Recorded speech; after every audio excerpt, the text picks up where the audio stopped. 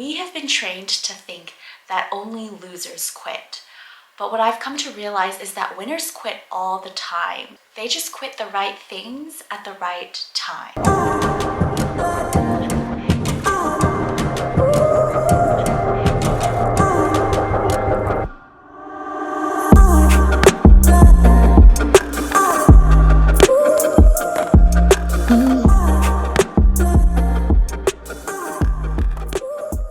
You quit medicine to be happy? This is the response I got when someone asked me why I quit medicine, and I shared my very personal story. Honestly, when people responded that way, it made me question, is it a ridiculous thing to want to be happy? And number two, did I really quit medicine to be happy? I don't think that I quit medicine to be happy, because overall I was generally quite a happy person. There was just something deep down in me that knew that this wasn't the career for me, and it pushed me to pursue other things outside of clinical medicine. Analyzing how people responded to my story, I realized that society has taught us never to quit. Quitting is for losers. What my experience has taught me that sometimes you need to quit the right things at the right time in order to take advantage of opportunities that you believe in. Most of us are taught to just suffer through the difficult times. And I think this is really valuable advice in some situations, but in some circumstances, it's not. I really wanted to make this video to share when you should quit and when you should stick. I feel extremely honored to be a doctor, and I have the utmost respect for doctors and the medical career. And the reason I quit was very personal to me. So I wanted to make a disclaimer that just because I quit doesn't mean that you need to quit, or doesn't mean that you should quit. I think that these are things that you need to really think for yourself. After thinking through things and reading books about it, Seth Godin's book, The Dip, is a really good one. I've realized that there are certain situations where you need to cut your losses and quit, and there are situations where you need to stick it through the difficult times to really get on the other side and take advantage of the upside potential. In this video, I wanted to share knowing when to quit and when to stick it out, specifically for people who are in medicine or in careers where they're struggling, whether or not to stick it out or to quit and pursue something else. One question I actually got asked a lot about my personal journey when I quit medicine was, how did you decide medicine was not for you? And how do you know if it's just the stress that's making you want to quit and you just really need to stick it out and things will get better? Really, the quick and simple answer is you just know. And I think that really applies with relationships. I've heard people say when they met the person that they married, they just knew. And I believe in the power of intuition and in a gut feeling, and I've always followed it, and it's never done me wrong. And that's one thing that's really hard to explain to other people. Of course, there were difficult times in medicine. It is not an easy career, so I knew that going into the medical field. I pushed through the stress, anxiety, the obstacles, and in the end, I always knew that I wanted to give it a try and really see for myself if I could see this as a long-term career for me. So I pushed through medical school, and I worked in the hospital as a doctor to see what it's really like.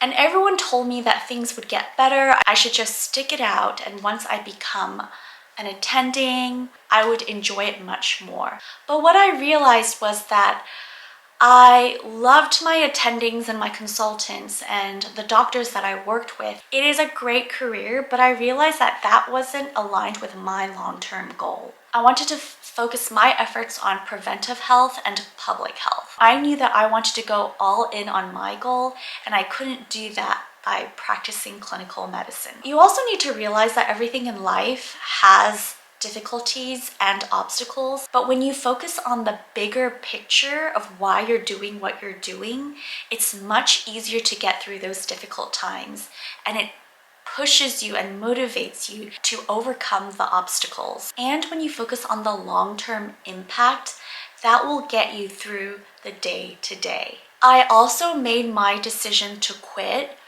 based on the upside potential I saw in working in tech and business to make a public health impact that would best utilize my skills, my interests, and my passion. So now that you know my personal story of why I quit, you also need to know when you shouldn't quit. You shouldn't quit when what you're doing is still aligned with your long-term strategy, even though right now you've come across a short-term block or an obstacle. For example, if your long-term goal is to be the best orthopedic surgeon in the world, then the difficulties that you're experiencing right now in residency is part of your bigger plan, and you should not quit right now because this is all part of the journey. However, if your long-term strategy changes, for example, you want to create a product or new technology to help people with disabilities, or you want to help animals or work on climate change, then you should quit and invest your time into achieving your long-term goal. It really depends on what your long-term goal is and what is the strategy to achieve your long-term goal. Secondly, don't quit out of anger, stress, panic. When you quit, you need to be the most level-headed you've ever been and thinking clearly, or else you'll make a decision that you'll regret. We never make good decisions when we're experiencing negative emotions. So the best thing to do is to make this decision way ahead of time. So make a plan to quit. I made a plan to quit probably 4 months before I actually quit, because I wanted to make sure that I wasn't acting irrationally, and I also wanted to put a plan in motion for what I would do after I quit. There are a few misconceptions about quitting that we need to clear up. A lot of people think that quitting is for losers. It is the ultimate failure. This is a huge misconception. Quitting when it's not your long-term strategy is a smart decision, especially if it's a dead end for you. And when you quit, you can then invest your time in building yourself up in the area that best utilizes your skills, interests, and passion. People tend to have a lot of pride in what they're doing, so it's difficult for them to quit because they may have invested a lot of time into what they're doing and they're worried about what other people may think. Trust me, I've been there. I invested a lot of time, money, and resources into my medical career, and a lot of other people had something to say about it, but I have to tell you, being on the other side, it was the best decision that I've made for me, and I honestly couldn't be happier. Just because you've invested a lot of time into something doesn't mean you have to stick it out when it's not working for you. This goes not just for medicine, but also products that companies and businesses build. Sometimes it just doesn't work. Sometimes you just need to cut your losses. So how do you know when to quit? I've come up with 3 things that made me realize when is a good time to quit. 1 is it's not your long-term strategy. If it's not your long-term strategy, you need to quit now, because then it's just a distraction, and in order to be really great, you need to invest all your time and resources into building and achieving your long-term strategy. Number 2 is there is no potential for growth. If there's no potential for growth, it means that you're staying in one place, stagnant. And if there's anything I've realized, progress is what makes people happy. And if we're not growing and learning and making progress, it's very easy for people to become depressed. So if you're not growing, it's time to move on to something else. Number 3 is you have a passion that has not been fulfilled. And you know what? Life is too short to not try something that you're truly passionate about. Some examples could be you've always had a passion for fashion, and this is something that you spend a lot of your free time doing, looking into fashion, reading up on fashion, or you've always had a passion for writing and you've always wanted to write a book. Now is the time to try and do that. Or you've always loved building things and you've always wanted to develop your own game. Why not? Why not go out and do what you've always wanted to do rather than live with regret when you're on your deathbed and saying, I wish I had done that, why not try? Even if you fail, there's always a lesson in every failure, and it might bring you on to your next big thing. Most people don't even get started. Most people are too scared. And if you're going to let fear hold you back, you'll just be stuck in the position that you're in forever. The two most common reasons people don't quit something that they want to quit is because one, most people are afraid.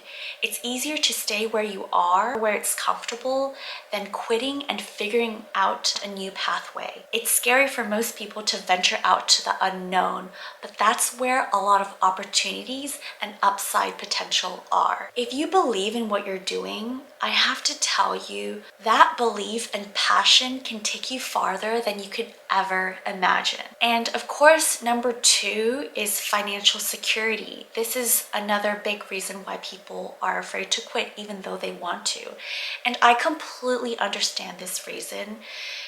It's scary. But what I've come to realize with a lot of successful people is that when they face adversity, when they're about to lose it all, and when they're willing to go all in or they just can't eat the next day, that's when magic happens.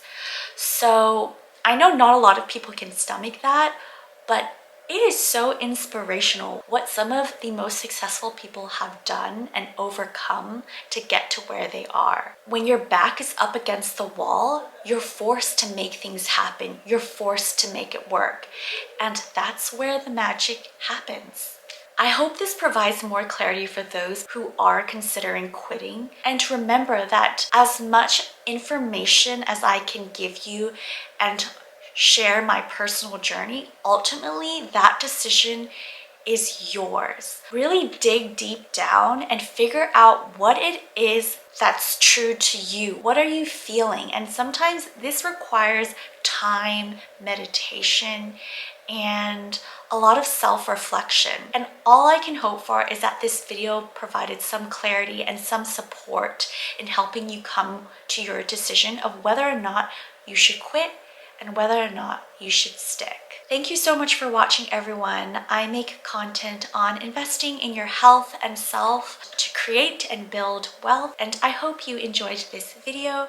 If you want more content like this, please like and subscribe, and I hope to see you again soon. Before I go, I would like to leave you with a few quotes from Seth Godin's book, The Dip. The next time you catch yourself being average, realize that you only have two good choices: quit or be exceptional. Average is for losers. And the second quote that I really liked that resonated with me is, if you want to be a superstar, then you need to find a field with a steep dip, a barrier between those who try and those who succeed.